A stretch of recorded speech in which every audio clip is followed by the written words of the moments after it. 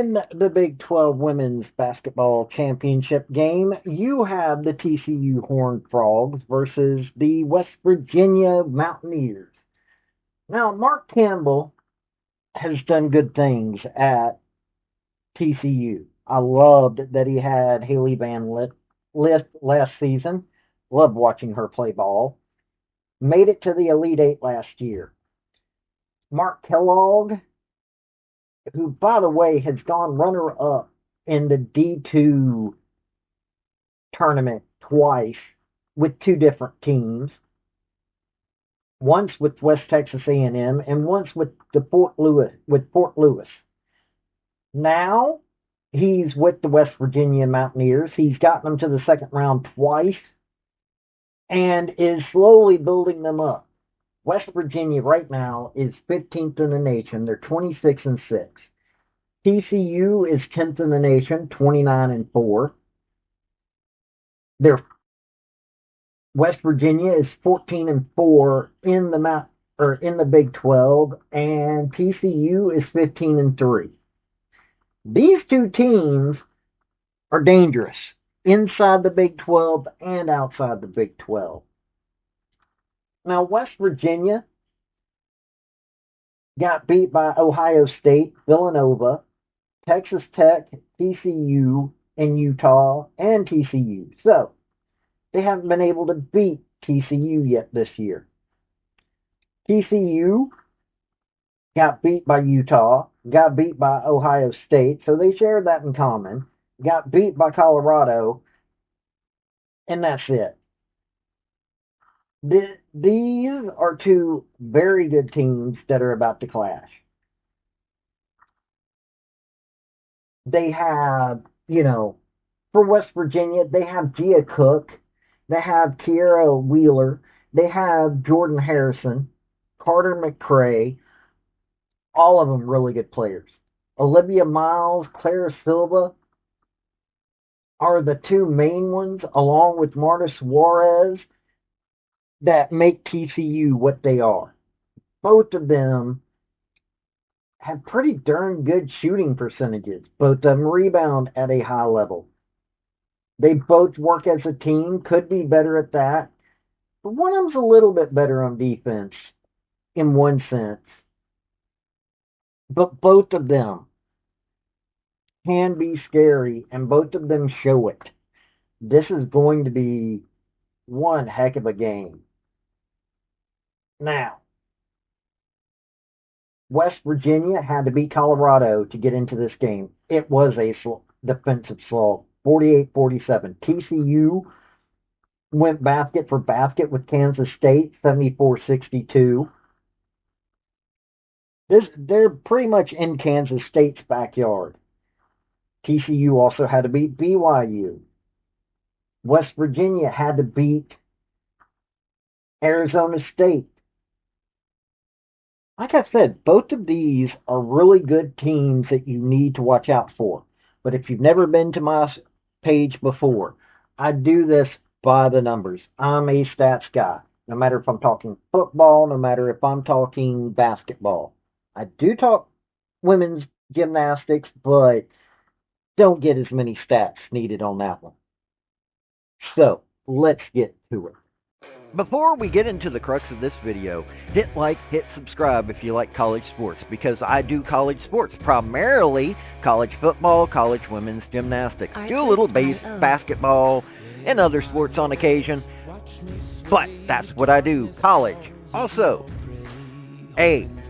General Robert Neyland, former University of Tennessee head football coach for decades, had 7 maxims to win any game, but they can also help you if you apply them correctly to your life. The second one is play for and make the breaks. When one comes your way, score. That is a maxim that can be also applied to your life. Look for those breaks and take it. Now, West Virginia, I'm going to start with them. They've got to come further. 76.7 points a game. They allow their opponents to score 58.3 points a game. 45.8 field goal percentage. 70.1 free throw percentage, 34.7 3-point percentage. All good numbers. 6.8 3-points made per game, 15.3 assists.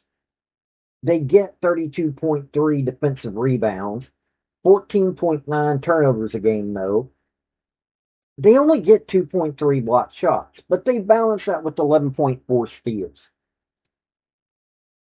Gia Cook leads in points, 29.4 minutes a game, 14.9 points, 2.1 rebounds, 1.6 assists, 1 steal, no blocks, 2.3 turnovers, 37.8 field goal percentage, 32.9 3-point percentage, and 76.3 free throw percentage.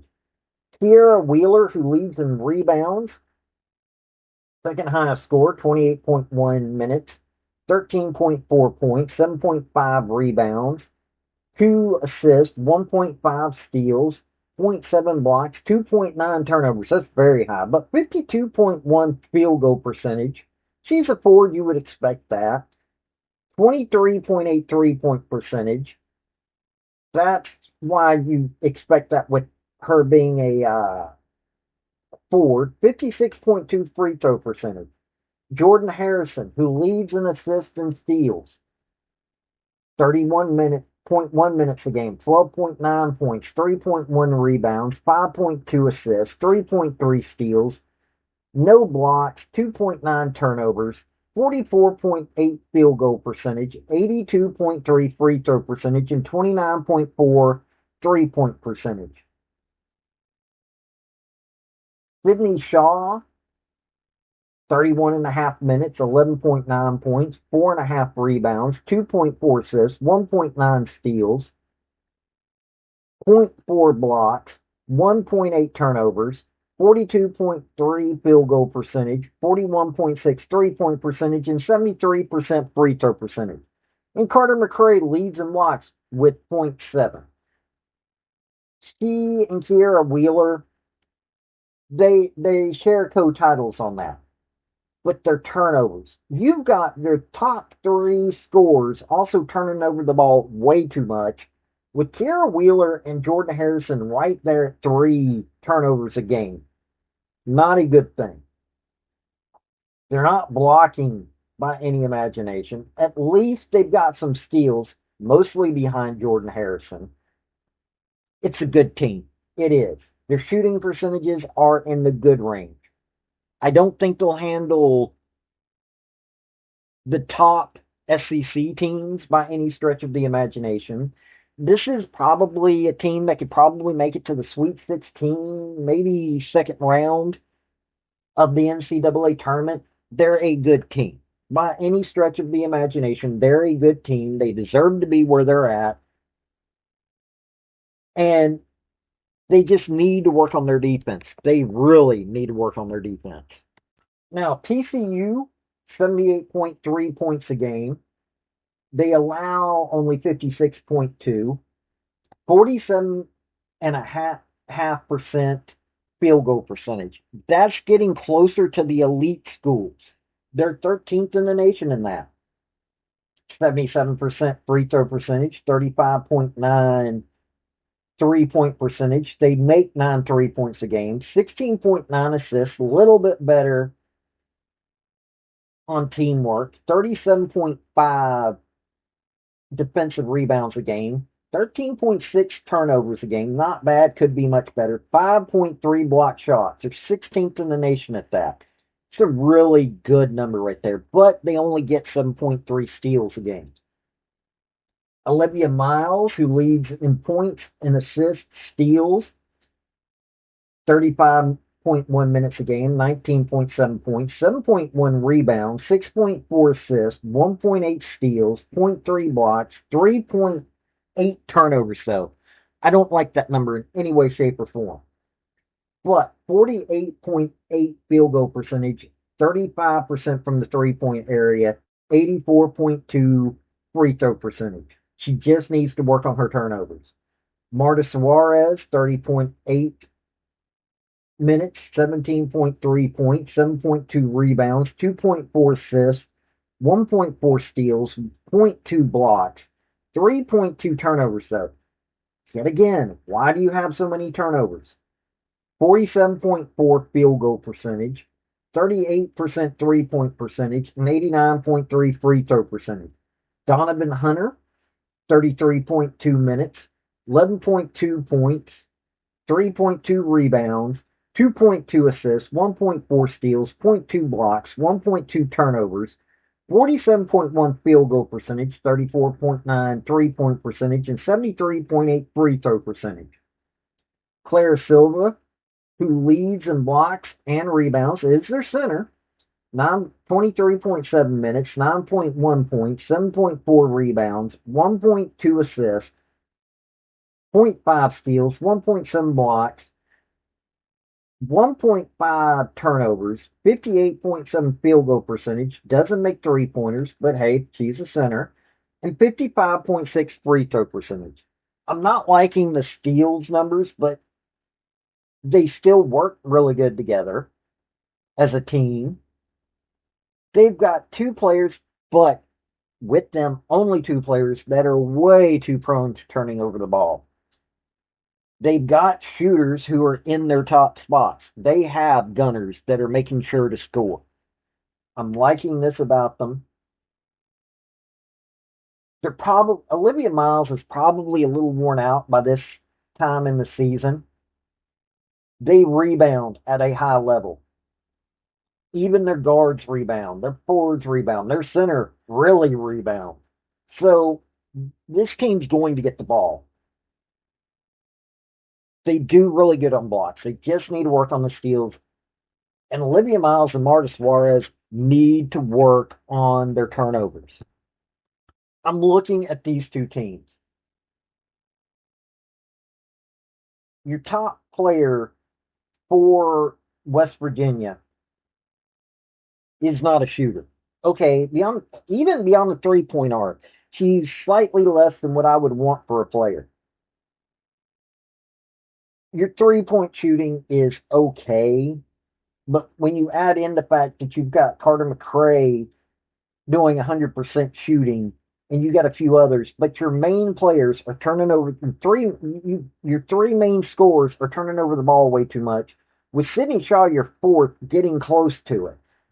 TCU aren't stealing a lot, but they're blocking at a great level. Your top two players need to turn over the ball a lot less, but they've got gunners they make up for it. I like that about them. Even though they turn over the ball a lot, they also score at a high level. You have to guard a guard and a forward at a high level to be able to knock this team down from their scoring. They're very dynamic. I like that about them. They may only have three players in double digits, whereas West Virginia has four. They've got enough of a balance between everybody that they've got it. So I'm thinking this is going to be a Horned Frogs game. I'm liking what I'm seeing with TCU. West Virginia is a good team, but TCU's playing closer to the elite level. They're not quite there yet. They're getting there. They're really close. You have the teams that deserve to be in the NCAA. You've got the elite teams, and TCU right now is in between that. I can see them making a deeper run into the NCAA tournament. I can see them being a better team overall. I like what Mark Campbell and Mark Kellogg have built. Both of them. But I just think that TCU is just a little bit better. They've already proven it in the regular season. ESPN, though, disagrees with me. ESPN, or no, they don't. Pardon me. I misread that before. They've got West Virginia at 42.1% and TCU at 57.9%. I think it really will come down to who's shooting at a better level, who's working as a team better. This may turn into a defensive slog, but TCU's proven that they can keep you scoring less when you're going up against them. So all of that, plus what the regular season's done, yeah, it's going to be the Horned Frogs on this one. This has been Paul with Redneck Sports. Y'all have a good day now. Bye. Hey, folks, before you leave, if you're can't become a member via my YouTube channel, which that's for my thinker. I've also got sports. I've got a Patreon. If you really, really want to help me out, I would be much appreciated. But hey, hitting like, hit subscribe, hit commenting, all those things really help me out. Have a good day.